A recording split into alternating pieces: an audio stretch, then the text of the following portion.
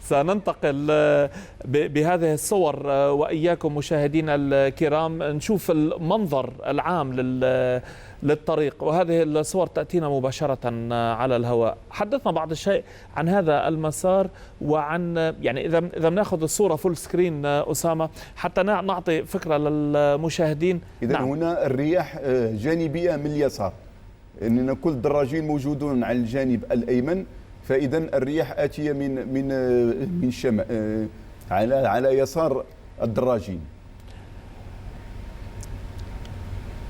الآن يعني يكون دائما هنا يعني نوع من الاحترام لما يبدأ الأكل.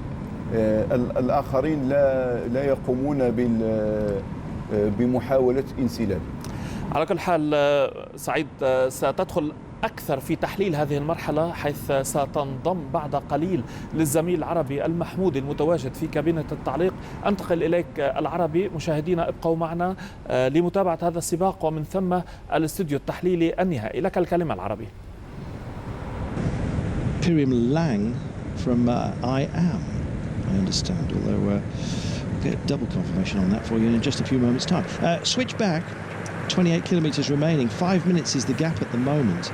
Now, don't forget, it all counts when we get to 10k to go, essentially, as we look at the leaders here. No great sense of urgency about them. One suspects that the wind today is not overly wearing on the trio up front. And so 5 minutes looks pretty good with 27 kilometres to go. They've just passed that marker now, those out front. It really comes to the business end, though, with 10 to go. If they've got a minute with 10k to go, they might just do it. They're not a great threat in the overall. And maybe Mark Cavendish, who you're looking at right now, slightly altered jersey for him because he's carrying the points jersey. Quick look at the camera. Always seems to know when it's around him. Doesn't seem to bother him at all. Yeah, he's just pacing himself today, waiting for what might be a sprint finish. Well, they're trimming it down, aren't they? That's 10 seconds in very short order at the last time check. So with 27 to go, it's now down to 4:40, and so 20 seconds. Goodness me, well, maybe their legs have just started to fail them, the boys up front. We'll see how they go. There is Gatis Smukulis. A couple of years ago took stage in the Tour of Catalonia, and so knows a thing or two about winning.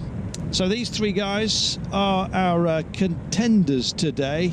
What sort of prize they'll get, I do not know. Pyrim Lang, incidentally, of I Am, second in the Boucle, or took stage 2 of the Boucle Mayenne last year, fourth in the Nationals in Switzerland. And when you know that you've got the likes of Fabian Cancellara, well, if you're in that sort of company, you're not bad at all. So with 26k to go, then 4:40 the last time check. I think it's about time that we had a chat with Matt Rendell, who is on the motorcycle for us throughout this tour of Qatar. Matt, what have you got for us today? I've got 62 kilometres an hour for you today. Wow. That's what's happening in the peloton. There are at least 8 riders working at the front. There's no wind at all. I have never seen these conditions in Qatar before. For the second day in a row, the wind is low, but there's almost none of it at all today. Working at the front. Working at the front are Chris Sutton, rider 17 for Sky, Steve Cummings, rider number 34 for BMC. He only found he was going to be at this race a couple of days before it started, so he's not in great form, and he's been dropping seconds here and there, but nonetheless, sterling teamwork. Anders Lund, rider 57 for team Saxo Tinkoff. Saxo Tink, as we've started calling them. Vacan Soleil, Wesley Crader and Sergei Lagutin, riders 122 and 123. I didn't get the identity of the Argos Shimano who's up there, but there are, excuse me, as I just get a fly getting into my mouth as I speak. It's the perils of being on a motorbike. Anyway, lots of different teams sending riders to the front. It's a big advantage that those three have. And Gatis Smukulis, they call him Muskulis in the team. He's a big, strong boy, plenty of firepower. And those three, as you've pointed out already, Grivko shaving 6 seconds off his disadvantage, only 32 seconds off the lead. No one wants to drop a place. So a concerted effort on the part of the peloton, and once again it's a bit of a chase. You've also quoted the old 1 minute per 10 kilometres rule, Robert Chapat's theorem they call it. Chapat, an old French champion from I think 1949, who was the France Télévision #1 commentator for many years. He estimated that a breakaway can conceivably defend the chase down if they have 1 minute for each 10 kilometres remaining. But for the time being, Carlton, we've got 3 out front, at least 8 working at the front of the peloton. They're heavily outnumbered, and it could go either way, this one. Certainly could. It's sort of holding station around about 4 minutes and 10 seconds. We'll be dropping back with Matt Rendell on the bike in just a few moments' time. On board with Radio Shack Leopard here today. Fabian Cancellara, well, he looked kind of animated today. He always comes very good early on in the season. Did so last year, of course, with his great efforts in the Strade Bianche in Italy, and indeed then sadly for him just got himself injured. It sort of hampered himself for the remainder of the year. But he's back and looking in party mood. When Cancellara's in that kind of demeanour, then just watch yourselves, to be honest. As for Edvald Bosenhagen, I think he can possibly be a little bit disappointed by his performance yesterday. Luke Rowe was the last man who led him out. It was a bit sort of elbows to the fore, wasn't it, as we got towards the end. There had been brutality, incidentally, earlier on in the day. Some recovered extraordinarily well, like Taylor Finney, who was involved in the crash. Unfortunately, Carsten Kroon was also one of those, so a bit of housekeeping for us. He is out of the Tour of Qatar, I'm afraid to tell you, joining the likes of Sasha Modolo on the stretcher. Gang Zhu of China did not start. So I suspect it's been remarkably light in terms of incidents, because we've had in the past certainly a few tumbles that have taken a big toll on the peloton. And well, today I think the only thing that they've got to watch out for really is flying bidons and just a lack of concentration, perhaps. Right now, though, in terms of concentration, these guys have got to keep it together. It's down to 4 minutes now, so they've eaten into them by a minute in 5 kilometres. So the old rule, it only stands if they go for it, and we'll wait and see if that's exactly their master plan. To be honest, they're going to need to pick up the pace, and even if there is no wind here, it's extremely wearing having to roll through as a trio. Successful escape with this sort of margin in these sort of conditions. I suspect they probably need 5 riders of quality who all are intent on doing something. As we hook back to the peloton here, the chasers, and as you can see, those who are within the group not having to put in too much effort here. It's amazing, Matt Rendell, how when you are in the bunch here, how much protection you can get. You can almost freewheel. Absolutely, that's the physical basis of cycling, isn't it? Once you're in the middle of it, you're in the moving stream of air. There's no need even to pedal, while the guys at the front might be generating 300 watts or even more. 3 minutes is the advantage. We're in the final 25 kilometres. That's the peloton where we are now. I tell you what, Carlton, interesting Fabian Cancellara. As you say, he had 3 big falls last season. Harold Becker, the Ronde van Vlaanderen, that quadruple collarbone break, and the fall in the Olympic road race.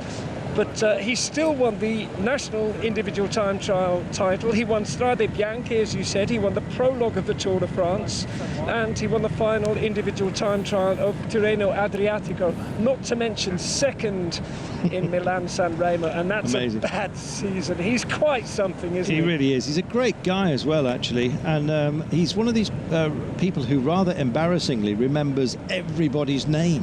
It's a skill that I wish I had. But yes, I asked him how he would describe his collarbone, and he said, "Have you seen dry penny pasta?"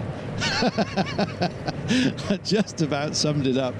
Broken in 4 places. It was like a handful of pasta. They had to work hard to get that back. Well, he's back with us, and it's great to see characters such as he to the fore.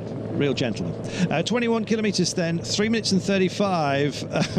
I think they're doomed. It may well, you can speculate all you like and put whatever kind of statistics you like, but if there's 3 men against a charging pack in conditions such as this, where the wind is really not a factor, I think they've had it. 21k to go, 3.5 minutes. It is a 1 minute per 10k rule, but there is Fabian Cancellara looking extraordinarily comfortable at the moment. Yes, not sort of a day for him really, if it does tee up to be a sprint finish. Matt, some surprises yesterday of those who did make it to the fore and really lit up that fantastic sprint finish. No surprise that Mark Cavendish did the job, but some names in the finishing top 10 that I think probably surprised even some of the riders within the main bunch. I think so, not least of them Barry Marcus, the second youngest rider in the race, second in the stage yesterday. Looking through his results, in 2009 he was the European road race runner-up, beaten by the Italian Luca Wackerman, but tellingly he beat Demar, the future World Under-23 champion, into third place, Arnaud Demar, and that's a good scalp. He's also a former Madison rider. He was the Dutch National Madison champion 2012. And I am just alongside the Vacances Soleil car. We've got Michel Cornelis here. Perfect. How's that for a coincidence? I'm going to hand Michel the microphone here. Marcus Barry, second place yesterday, the second youngest rider here, Michel. What a wonderful ride for him and a great bit of teamwork from Vacances Soleil. Yes, we already believe a long time in Barry because he's very fast by the amateurs, and he showed it now here too. And yeah, we're very proud of him, and we try to do again today and maybe one place better. But we believe in him, and also a guy like Fletcher and the whole team is working hard now, try to make the sprint, and he can also be 10th place today, but we try it and we believe in him and we give him trust. And Michel, what can be done to stop Mark Cavendish winning this race? There's a breakaway. I suppose the first question is, can this breakaway stay away? I don't think so. I think that the roads are so big and the peloton can make a high speed, and yeah, I don't think so. But maybe yesterday the tactic was wrong. Maybe we had let work quick step harder, and then the Cavendish is alone, and maybe then he's possible to beat him, but not like this. It's a very strong team, quick step, so yeah, we try every day. Well, thank you for speaking to us, Michel, and good luck to their young rider who shocked us all yesterday. It'd be wonderful to see one of these youngsters get their first win. It's always a thrill. Yep. Carlton, over to you. Yeah, fantastic. He did well in Castille-y-Leon, let's not forget, and the under-23 at the Rundfahrt as well, runner-up there. So yeah, he can ride, Barry Marcus, and it may well be an unveiling of his talent here, or at least a promotion of his talent, I think. Big stage then, and of course huge scalps he took yesterday. Let's not forget, he beat the likes of the Lithuanian champion Kruppis, he beat Heinrich Hausler, he beat Edvald Bosenhagen, Roger Kluber, Degenkolb, people you are very, very familiar with. I know you're familiar with Mark Cavendish, but he's the only man who got the better of Barry Marcus yesterday. So let's wish the youngster all the very best. He's only 21 years of age. Key to the door? Well, we'll see. 18 kilometres to go, and 3 minutes is the gap. We've got 3 men up the road. They have been bossing everyby as far as the intermediate sprints are concerned. It is of very little consequence. That is Pekanda Zhao, 9th in Fuzhou in at the start of this season. So he got a top 10 place there, sort of trying to carry that advantage, the Chinese rider here. The Korean champion is in that same champion system team, along with the Irish champion, Matt Bramier as well, don't forget. He's been just about everywhere. He used to ride for Wales, I believe. But there you go. 18 kilometres remaining, 2 minutes and 55. I think their card is marked here. And as you just heard, as we rather cleverly, or Matt Rendell rather cleverly, got Michael Cornelis to have a word with us. Yes, today, wide open highways. It's kind of pick your spot, but also the ability to rest up your main challengers, because you can offer them support in terms of sheltering them from the elements here. When you've got that much room, it means that you can sort of bunch where you want to, really. And as a result, Mark Cavendish surely has to start favourite today. He's in the points silver jersey, so don't mistake that if you're just trying to look out for an Omega Pharma Quick-Step jersey. It is covered today by the points leaders jersey. The man who is leading overall is Brent Buchwalter. Today could be the day that he hands it over if Mark Cavendish wins. Let's not forget, Taylor Phinney will be doing his level best, I'm sure, to try and get up there. He leads the young riders' standings, albeit by only a solitary second, I might add. Adam Blythe, closest man to him after taking yesterday's stage. Another man who just has a little bit of bragging rights, having beaten Mark Cavendish in the opening sprint of yesterday. So 17k to go, just over 2 minutes and 35 is the time gap at the moment, and that's Zdeněk Stybar out front, keeping the pace up for Omega Pharma Quick-Step. They've been sort of sacrificing themselves today, sacrificed themselves a bit too much yesterday, but Van Kiersbulk got himself a broken spike within the last 1500 metres, and as a result just could not take part in the lead-out train for Mark Cavendish. Later on, Nicky Terpstra it was that did the last delivery, I think, but Mark had to use his guile and wile, if that's a word, to try and interrupt and get on the back of Sky Pro Cycling. He hooked onto Edvald Bosenhagen. Ian Stannard, who we just saw a moment ago there on your screen, spent in the British Champions jersey, also did a huge pull yesterday on behalf of Sky Pro Cycling. They're working very, very well, but Mark kind of knows who the quick men are, and when he saw Bernie Eisel involved, he thought, well, I'll just track along with him, jump onto Eddie Boss, and then go for it myself. He also said, Matt, that he had to find himself another gear to clear Barry Marcus, which is impressive. Praise indeed. Absolutely, it is praise indeed. I can tell you another rider who's just been, a little ripple. There's been a sudden injection of pace. And you know what it's like in the peloton when the front just accelerates very slightly. At the rear, it's an enormous sprint to stay in contact. I've just been watching Nasser Bouhanni, the Française des Jeux sprinter, who was very fast over the final 100 metres yesterday for 4th place. He's just been moving up on the left-hand side as the peloton, in the sense that the riders face, surrounded by teammates. Interestingly, Brent Buchwalter has been round about 25th place in the peloton, and much further back in a much more protected position, Taylor Phinney. So they're not quite riding the same race, or they haven't been. It could be, of course, that Phinney was coming back in some sort of problem that we didn't know anything about. A word for Roger Kluge. You've mentioned him several times, right that we should, the Olympic points silver medalist for the 2008 Games. He got 7th yesterday for Net App Endura, who had a wonderful stage. I think they got 3 riders in the top 14 yesterday, and I can see a cluster of Astana riders towards the rear, and I've just seen Andrea Guardini. He was tweeting last night that he got held up with round about 3 kilometres to go and wasn't able to start in a good position. Got 11th. He'll be very disappointed with that. But 4 best young riders, that is to say riders born on or after the 1st of January 1988, in the top 11 yesterday. So plenty of youth here, trailing, unfortunately for them, in the wake of possibly the greatest sprinter the sport has ever seen.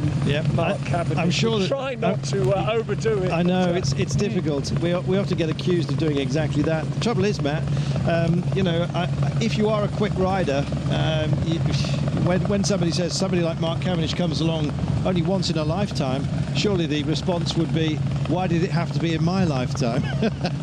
He is well, do you know what? Interesting force. That you could say that. Interesting you should say that. I interviewed Felice Gimondi last year for a documentary about Eddie Merckx, and he said, yes, it was incredibly frustrating finishing second all the time, but he said afterwards people understood that you were riding against the greatest cyclist who had ever lived, and in a sense the fact that you were there and racing against him and sometimes beat him, it enlarges rather than diminishes your career stats, and he says that with a wry smile. That was the guy whose career coincided almost year for year with Eddie Merckx. And I think a lot of people here, I mean, Guardini, of course, beat Cavendish stage 18 of the Giro.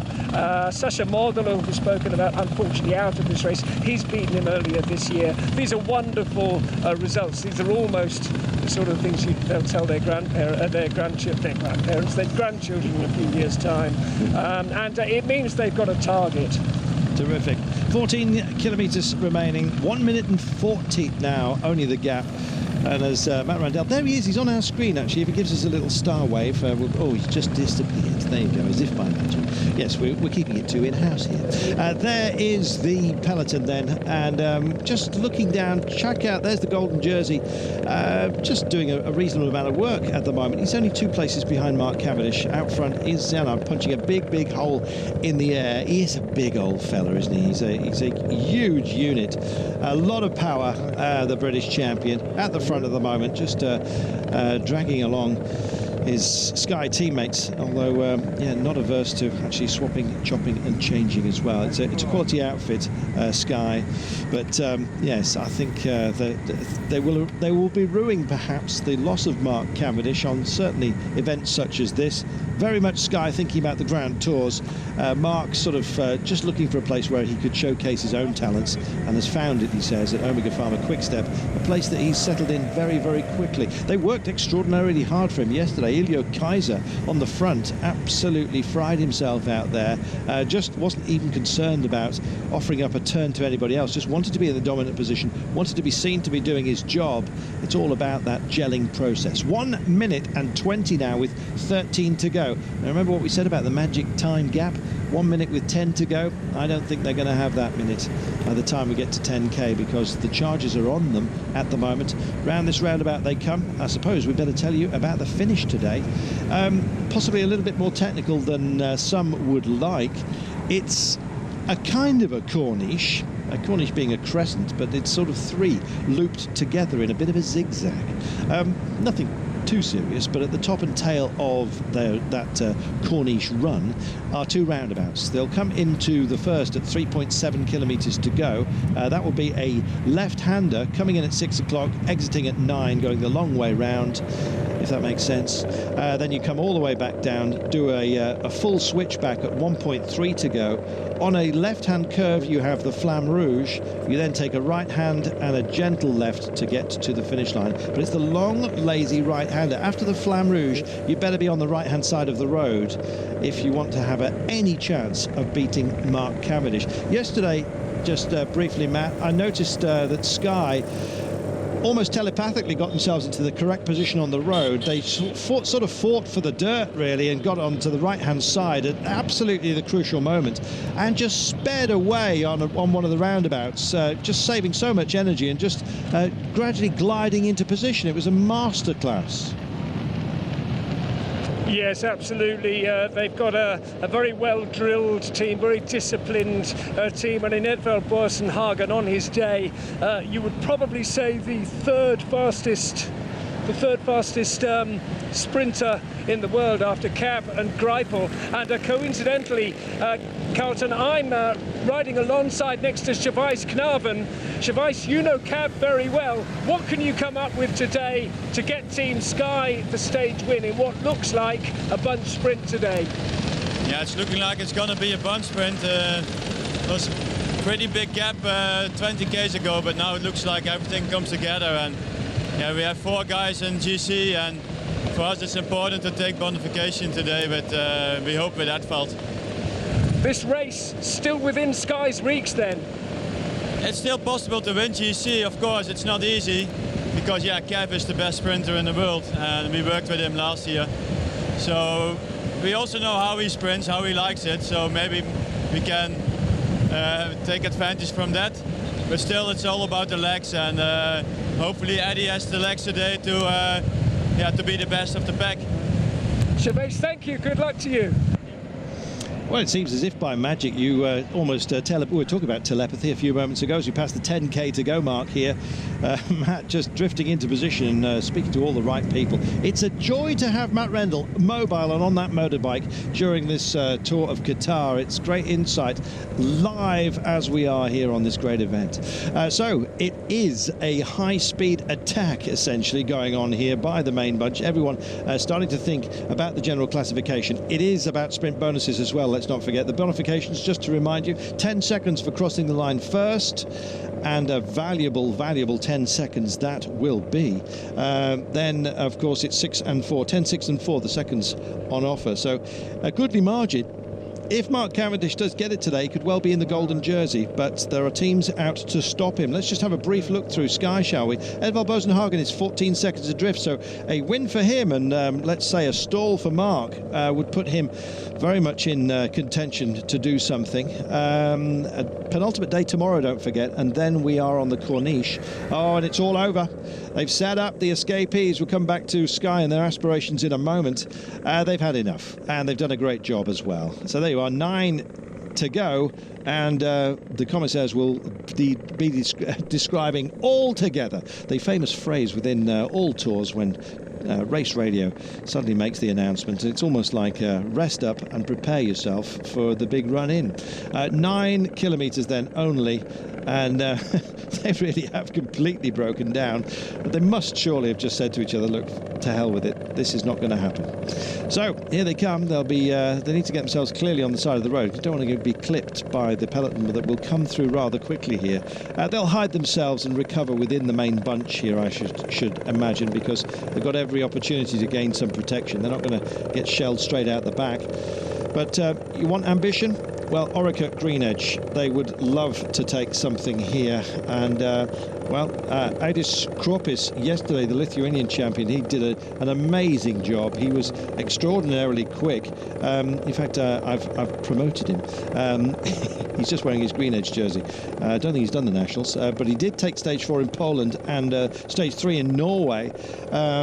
Clearly, very, very different conditions to here, but Kropis, he's a handy man. Not just because he lives around the corner. No, he can deliver. 8 to go then, and time to stretch out the old legs. You might need them later. Martin Velic, you just saw over the far side of the road, look diagonally through this bunch here, number 8. Yes, just preparing himself to do something. Great workhorse he is, the Slovakian. And it's sort of rest up time really. Everyone just having their last toots on their water supplies. And I don't expect to see any kind of hit and hopers here. I think all the major teams who are almost blanketing the front of this peloton here as we all ride together are sort of thinking to themselves, well, you know what, it's not worth burning ourselves out here because it's about the end game, and it's almost a private club, this. There we go. Sky, Green Edge, and joining the party, as you can see as well, or just trying to, Saxo Tinkoff and Katusha. Katusha have gone very, very well in this tour, and Smukulis, one of those who went into the break here, did very well on the team time trial. Mentioned that yesterday, and yes, I think a team that has been bruised a little bit. There's been a lot of controversy surrounding them, not offered a World Tour ticket for this season, appeals pending and all that kind of stuff. That's to be discussed another day, I guess, but it doesn't seem to have dragged them down morale-wise, and that's a good thing, because it's these things are rarely the rider's fault. There you go. I know there's some exceptions to that, but let's ride on, shall we? 7 kilometres to go then. Yes, 7k, and it's that hiatus in hostilities. We talked about it yesterday. A lot of work still being done at the front, but even so, affording enough time, the pace that we've got at the moment, for plenty of checks over shoulders, just to sort of get trains together. Might be a bit of a classic, this, Matt. Well, I could tell you what, it might look like a lull in hostilities from the television pictures there, but what we're seeing here is plenty of movement on the left-hand side of the road, in the sense that the riders are facing. As teams get organised, they rally, they're under orders to group together around their sprinters and make sure they put them in the right position in the peloton going into the closing stages of this quite complex end game. Well, there's I keep huffing and puffing, and the reason is that I see bidons bouncing off the barriers in the central reservation and back under wheels. Thankfully, no one's gone down. Straight in front of me, Carlton, is Gatis Smoukudis. He was deep in conversation with Steve Cummings, who's been doing long pulls at the front and I think has done his work for the day.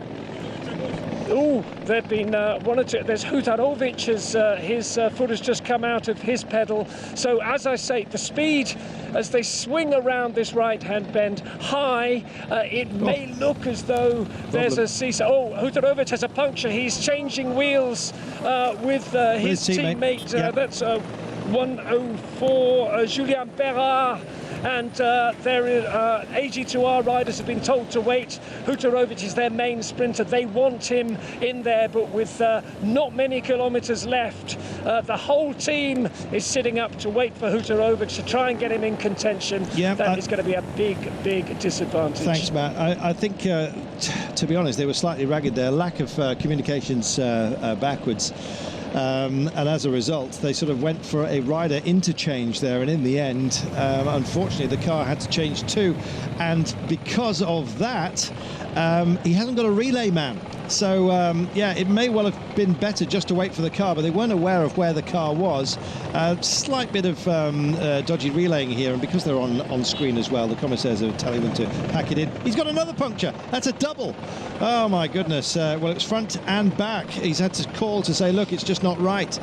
He just changed the back wheel, and now he's got to change the front. That's done for Hutarovic. Drama here. Taylor Phinney hits the front. BMC pick it up with 5 to go here. Vakon Soleil also comes cruised through on the right-hand side of the road. Don't mistake those for Saxo Tinkoff. We'll be thinking perhaps about Bernardi today. Carsten Kroon is gone after tumbling yesterday. What about Vakon Soleil? Well, Barry Marcus, I beg your pardon, who did a superb job yesterday to come so close. Well, you heard from their sporting director who said, look, we believe in him. Flescher is also just guiding him through. There's Mark Cavendish wearing number 1 in the silver points jersey here, and once again bedded in amongst Sky here. He has got a teammate with him. It's Van Kersburg, the man who broke a spoke yesterday, who was supposed to be his main guide. Mark talking yesterday saying, look, there's just too many sprint trains trying to get in on the act. It's better to be lightweight and flexible. Well, he said he's around about 7 kilos lighter than he has been over the last couple of seasons. So lightweight is what it is. Flexible, well, we know all about that. Roy Curvers brings through Nicholas Arndt. Where's Degenkolb? Haven't caught sight of him yet, but he'll be in there, that's for sure. Wait for that nodding head to start just bouncing up and down as they get further and further deeper into this one, August Shimano. Oh, big switch over of responsibilities amongst Tinkoff here, and nobody to pick it up just for the time being. Taylor Phinney doing a great job here for BMC. He's up there, joined by 2 teammates today. I suspect this might be Adam Blythe they're thinking about. That would be something. Just watch out for Blythe. Taylor Phinney doing a huge turn. There's the leader's jersey coming through this 3-kilometre marker here. That's at 3.7, I should say. And they are on to the sort of zigzag waving Corniche. There you go, gives a wave with your Corniche, and over the other side of the road, looking for Edvald Bosenhagen in his Norwegian red jersey. Won't be that far. There, Taylor Phinney just dropped right back off this, and it's August Shimano that are having a look here. Francis Deschamps, don't forget, Nasser Bouhanni and Jeffrey Soup. Do not forget Jeff Soup. He's absolutely brilliant, and when Bouhanni is not up for it on a day in his French national jersey, then watch out for Soupe. He's fantastic. Also joining in the fun here are Cannondale today.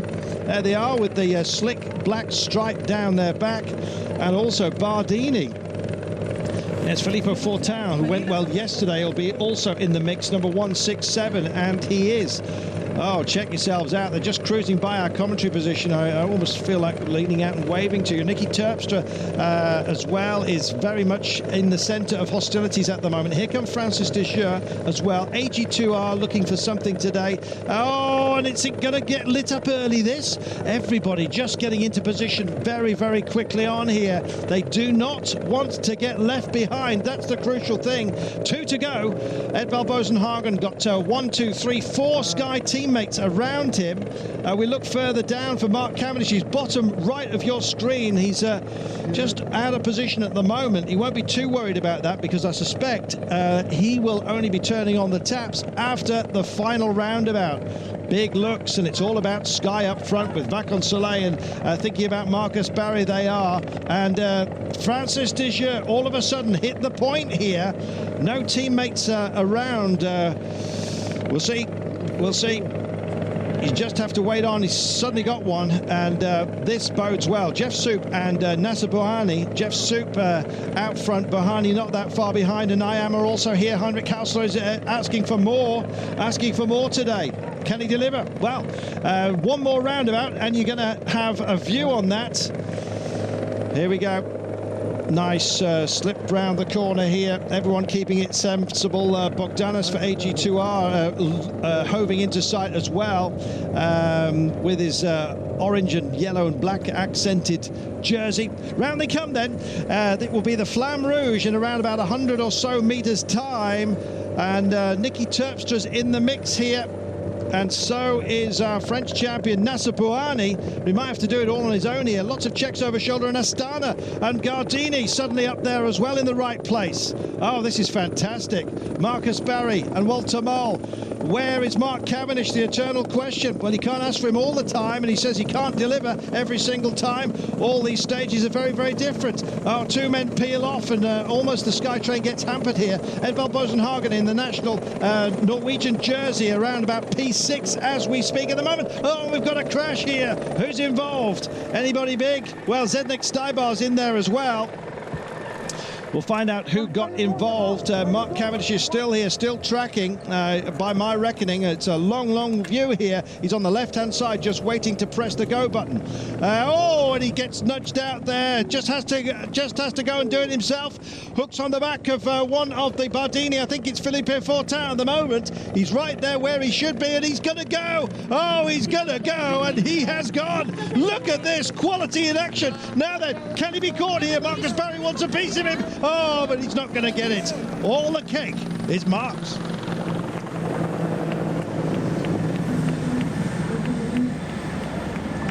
What a performance.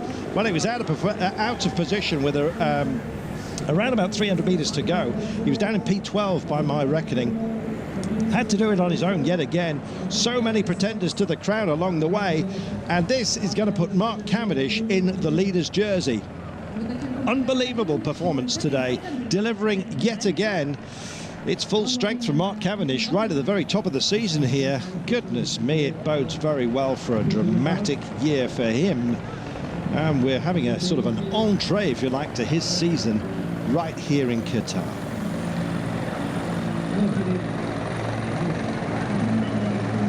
Well, gather yourselves. That's what these boys are doing at the moment. Those who've worked hard, just shooting the breeze at the back. Just seeing some of those who got caught out. Daniele Benati was in that crash. He's just gone across the line now, which is a real shame. And I've got to tell you, Fabian Cancellara as well is just coming in now. So, yes, it's taken some big scalps along the way here. There will, of course, because it happened in the last 3 kilometres, BMC just cruising in. And there's the leader's jersey, in case you were wondering. Goodness gracious. Well, they'll be given a provisional time because of the incident, which I presume is what held them up. I don't know what the long look was for. I think that was just a check on the time. But certainly looking at the timing screens there, and I think waiting for some reassurance that their deficit would not be that big. So here we go. So there it is, across the line, and Mark Cavendish is going to be the man in gold. He gets the bonus. His winning time will be shared, however, as you can see, because of the crash. But 10 seconds bonus for Mark Cavendish puts him in the golden jersey. Marcus Barry is so impressive. And Andrea Gardini as well. If you want us to talk to them, we will. Usually live with Matt Rendell on the back of the motorcycle. It's great fun, this Tour of Qatar.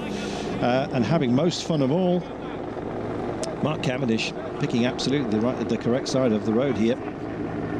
Hits it. Didn't need to hope. It was delivered. He makes friends easy when they work well for him. Fantastic. I just love it. Nicky Terpstra then giving a huge sweaty kiss off Mark Cavendish. Yes, one to remember.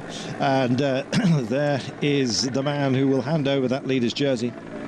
Yes, given the same provisional time as the winning time today because of the crash within the last 3 kilometres. Those are the rules. However, bonus seconds going to Mark Cavendish. So he picked up 10, and in so doing, after his efforts yesterday, where he hoovered up 12 seconds, don't forget, to get himself within shooting distance of the jersey, he will be the leader by 2 seconds by my maths. There we go. Again, a little bit of clear space between Mark Cavendish and the rest. Said he found an extra gear yesterday. Well, he was cruising today, it seemed. There you go. So another day, and another kind of different day as well. We're expecting wind throughout here. Wasn't to be.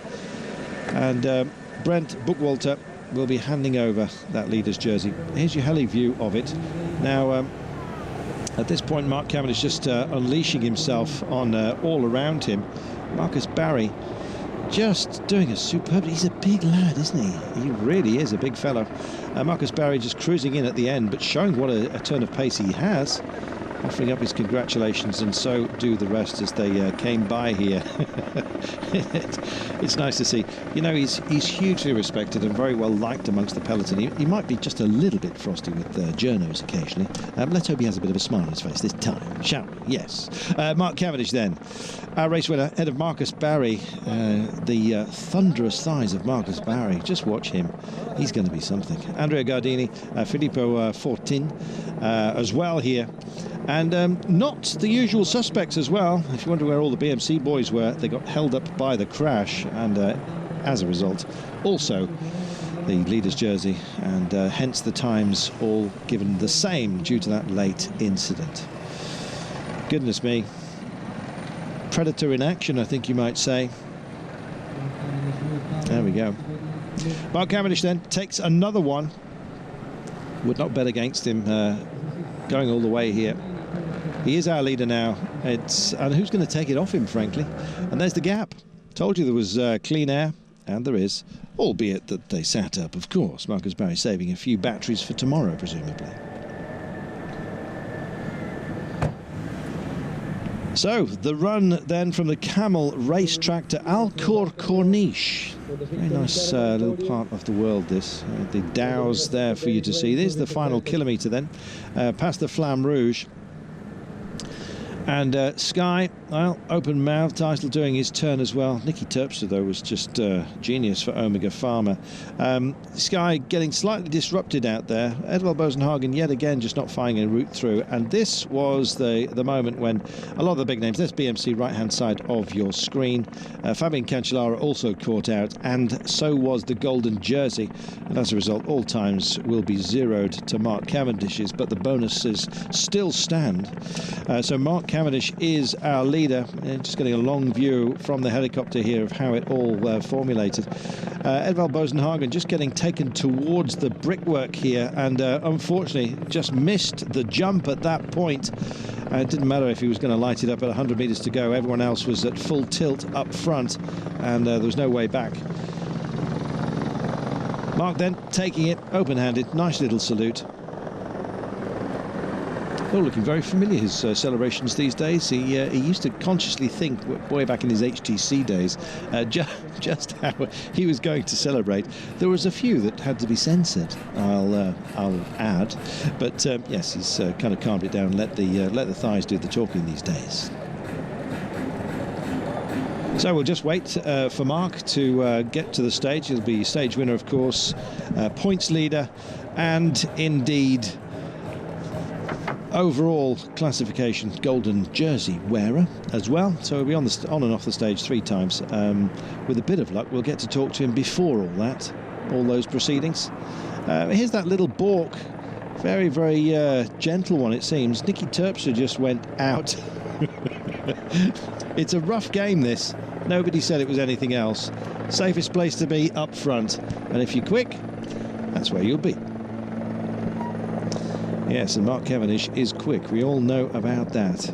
He said that he's not thinking about Milan San Remo. He was quite frosty with us yesterday, talking about viewing the future and indeed casting his mind down the road, so to speak, to the Tour de France. He's on 23 stage victories, don't forget. Eddy Merckx has 34.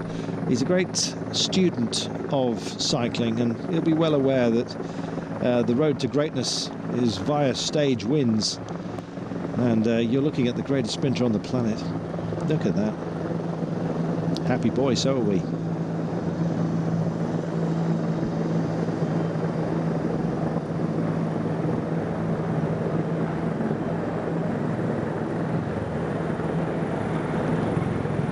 So Mark making his way through underneath the cordon. It looks like he's not going to stop to look, and he's with Matt Rendell as we speak. Matt. Someone got into some interrupted. No, this Matt Rendell, we're with you. Russell Downing's team. Oh, was it a That's how I went on him. No, Yeah. well, who was it? I can't remember. I got on someone. I'm not hearing. You cue me. I'm not. Matt, Okay. go. Mark Cavendish, congratulations. Wonderful surroundings, beautiful day, beautiful win. No, I'm really happy. I won here last year, same parkour, and it's pretty much the same wind. You know, it's pretty windy. We're not. هذه كانت المرحلة الرابعة المليئة بالمفاجآت، خاصة قبل خط الوصول بأمتار قليلة. سعيد عشنا معك ومع زميلنا العربي المحمودي أجواء هذه المرحلة. حرب المواقع يبدو أنها بدأت تتضح بشكل كبير، واتفاق النبلاء يوم أمس انقلب عليه النبيل، والنبيل كان أمس فريق BMC. اليوم بالمغرب عندنا مثل بيقول جري التعس من سعد الناس، يعني واحد بيتعب عشان واحد تاني هو اللي يستفيد. اليوم من قام بالانقضاض على المسلين؟ فريق سكاي، عشان لاجل ان يفوز بواسن هاجن. فريق كاتيوشا ايضا، فريق ساكسو أيضا، كلهم يعني قاموا بعمل كبير صحبة كويك ستيب لكي ينقضوا على، ولكن لم يفوز أي أحد من متسابقيهم. سنتابع أبرز مقتطفات السباق بمشاهد اخترناها لكم تعبر بعض الشيء عن مجريات المرحلة، خاصة القسم الأخير منها. هنا إذا منلاحظ كان فريق سكاي، نعم، مارك كافنديش متواجد بالكيلومترات 30 الأخيرة، متواجد بكوكبة الطليعة، فريق كويك ستيب يعني في المقدمة. نعم، كان يتناوب مع فريق سكاي دائما. هنا بهذه اللقطة منلاحظ أنه في كوكبات، وليس كما في الأمس الجميع كتلة متراصة واحدة، إنما هناك كان في أكثر من كتلة داخل السباق. كان هناك تناوب. نشوف أنه الرياح الخفيفة كانت ببعض الأماكن المواجهة للبحر، خاصة بالأقسام الأخيرة كانت عم بتزيد بعض الشيء.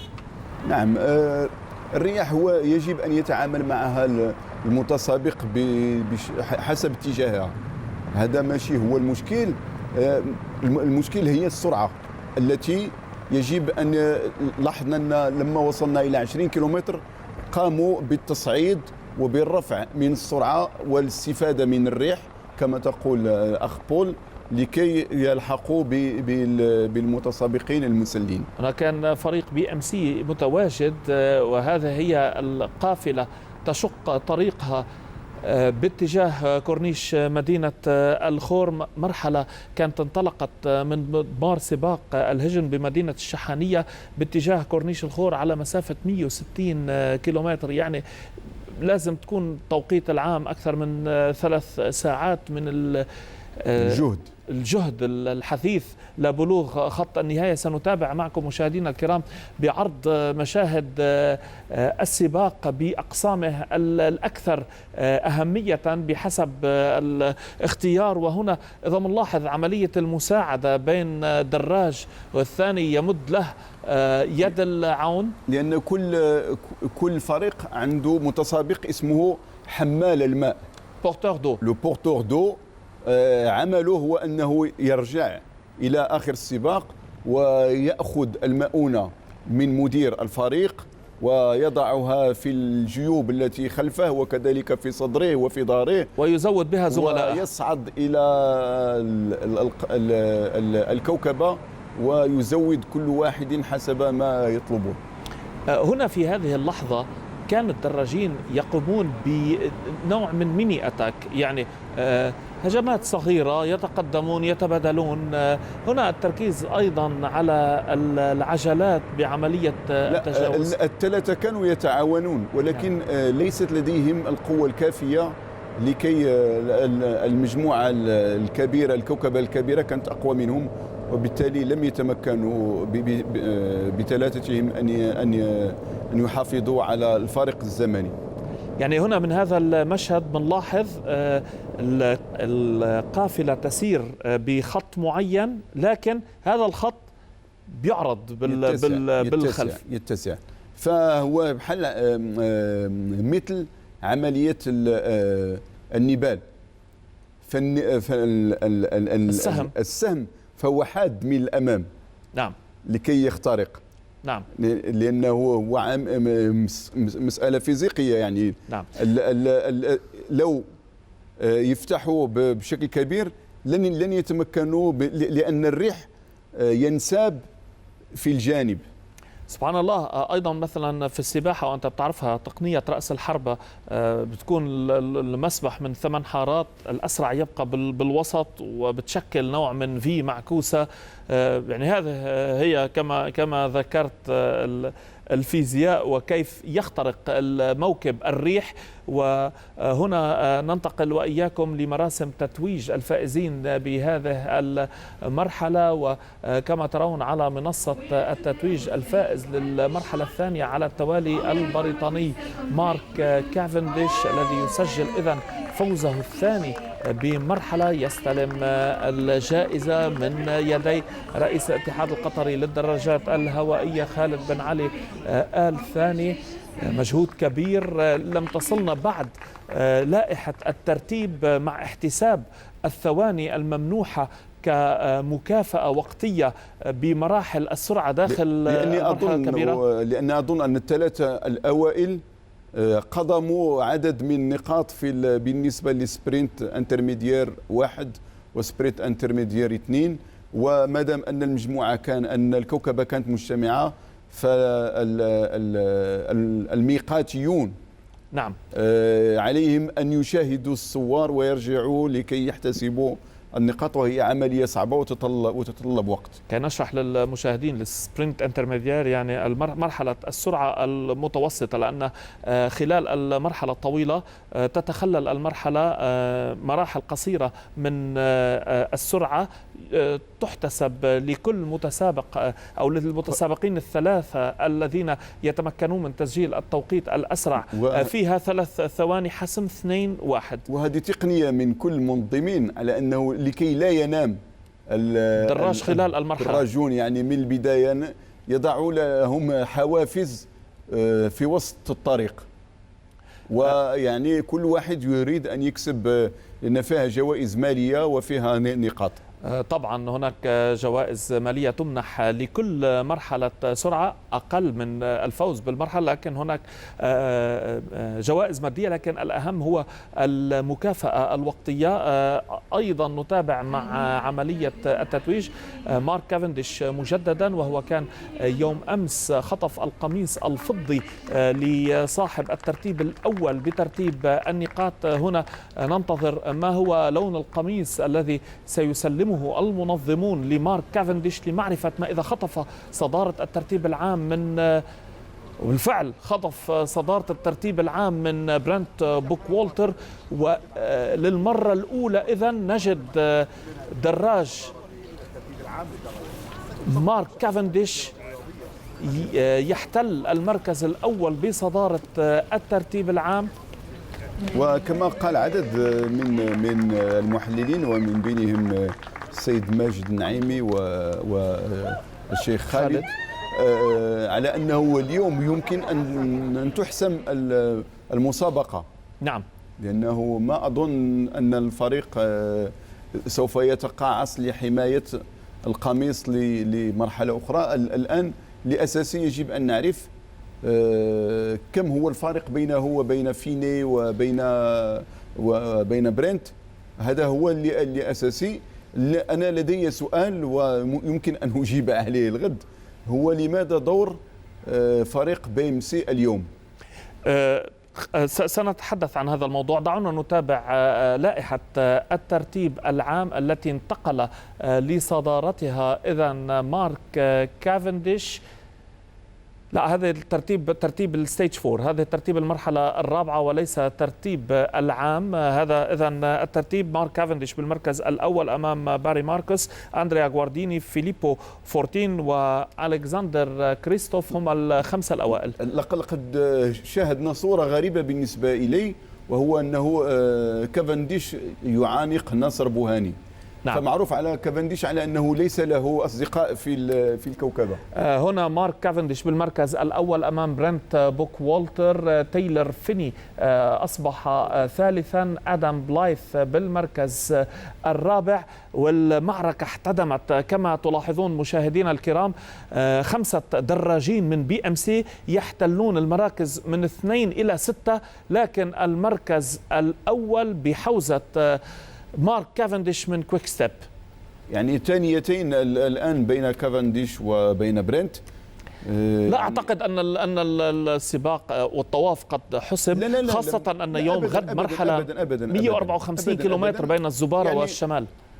مشكل السقوط يعني تكلمنا عنه وحدث. مشكل الأعطاب تكلمنا عنه وحدث.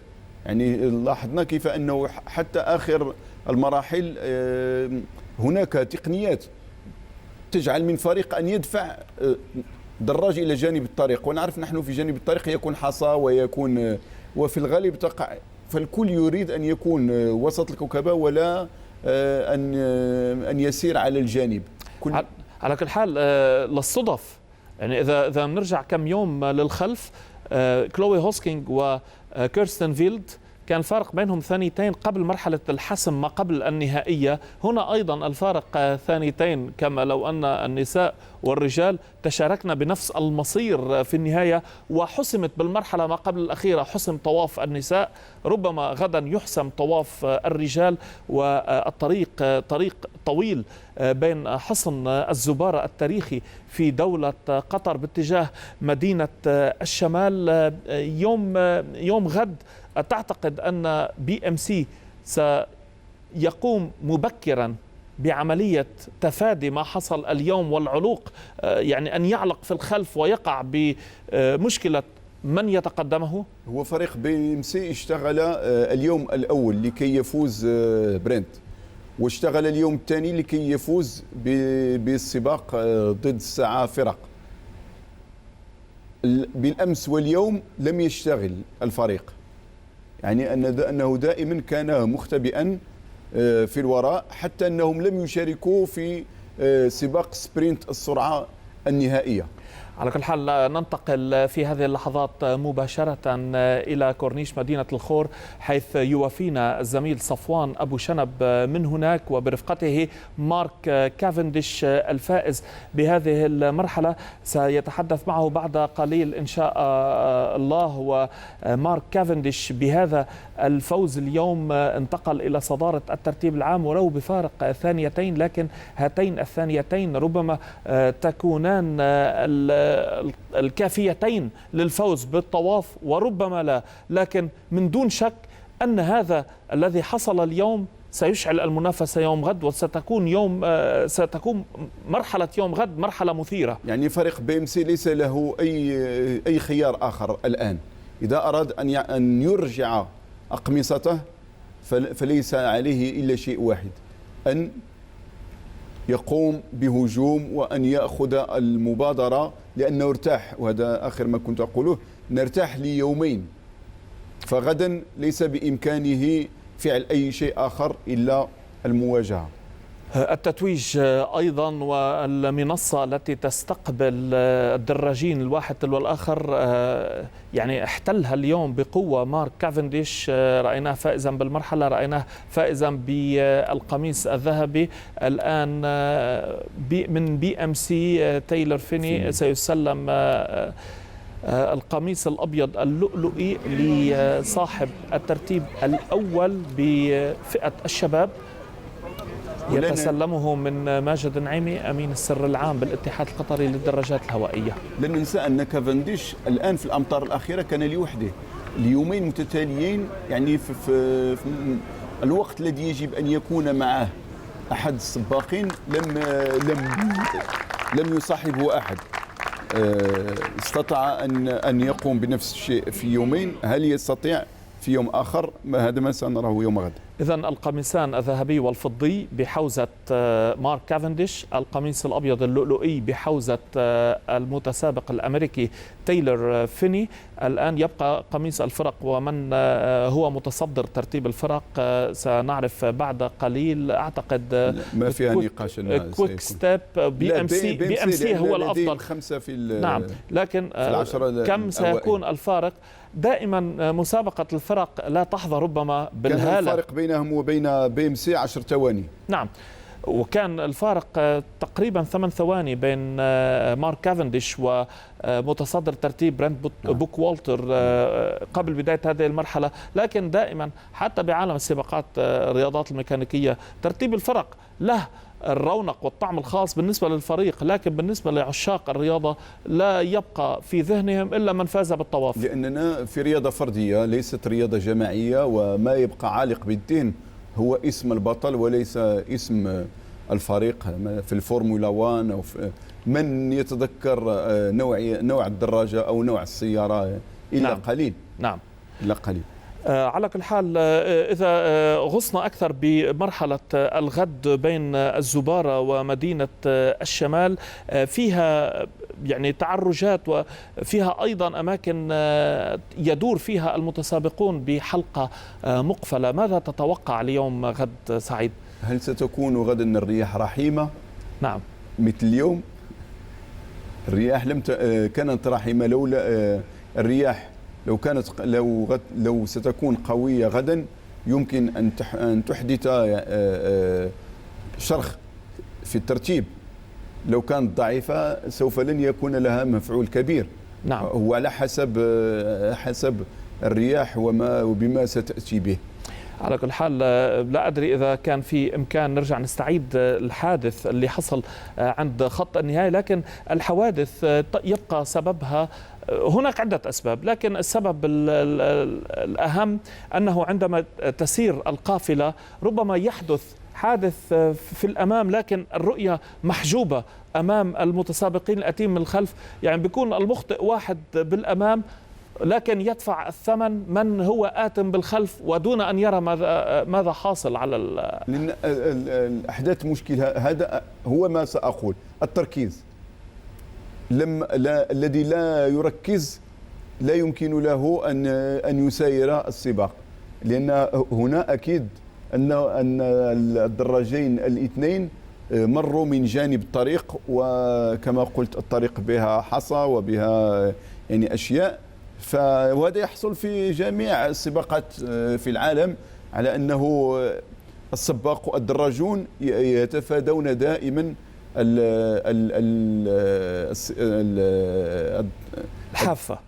الحافة ويحاولون دائما.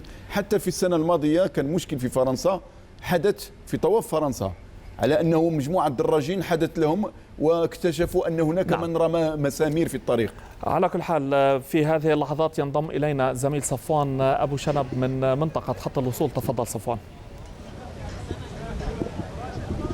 شكرا لك بول. معي مارك كافنديش الفائز بهذه المرحلة وأيضا متصدر